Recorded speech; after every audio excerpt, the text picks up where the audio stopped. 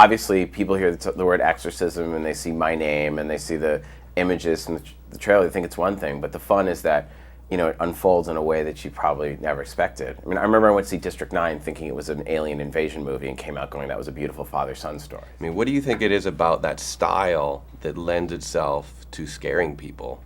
Well, when you're shooting something in that docu style, there's no fourth wall. The audience becomes the camera. We are the point of view of the cameraman.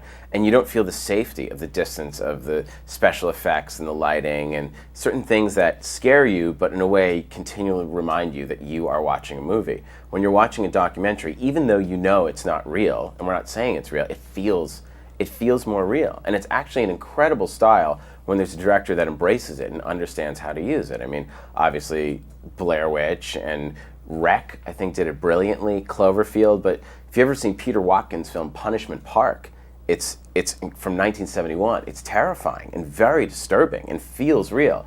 And that's the fun, is that when you have a director like Daniel Stamm, who really, really understands how scary it can be when you catch these subtle, real things, you can have a very, very, very effective movie. And you can do it at a cost, and you can find new actors. You know, you don't need established stars. You can find great actors that will, you know, hopefully become stars from this film. When I read the script, the writers Huck Bacco and Andrew Gerlin were attached to direct it. And I loved their movie Mail Order Wife. And I'd actually been in film school at NYU with Huck and was a fan of his student films. So their kind of pseudo-doc style, they understood it so well.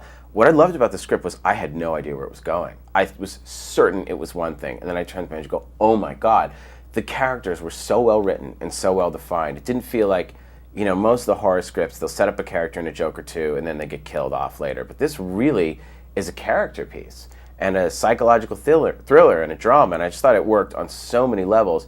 And the creeps slowly build. It's a really slow burn kind of creep, and to the ending you're just like, oh my, you're just tense for everybody. I was shooting Inglourious Bastards was when we were about to start prep on Last Exorcism, but then Huck and Andrew's movie The Virginity hit, which is very funny and comes out in September, got greenlit, so we were left without a director, and I thought for a minute, should I direct it? And I thought, no, I want to produce, I want to help young filmmakers get their break. I want to help other movies get made. That I'd like to be able to make 5 movies a year where I'm directing 1 and producing 4, and I thought this is my test as a producer. Like, either I'm going to make it or I can't just be the default guy every time. And we're so lucky we found Daniel Stamm, because I think he made a film that was just so much more imaginative, inventive than I could have ever done, because he was obsessed with the material and the way you need to be when you're directing it. We did not shoot this with a rating in mind. We said, let's make the best, scariest movie. And you can feel it when there's too much gore, because suddenly it becomes about that, and it's like, you feel like you're showing off your makeup effects and takes you out of the story. And actually in editing, we thought, you know what, this could be PG-13. And Lionsgate, when they bought the movie, said, we're going to submit this to the ratings board. If they want to cut the balls off it, we have no problem going rated R with this movie. Just so happened we came back at PG-13. We had very good discussions with them about that. But, you know, the story, there's no nudity. It's set on this farm of this religious family, so they wouldn't be swearing. And a lot of the violence, it's not really about that. It's much creepier, more psychological film.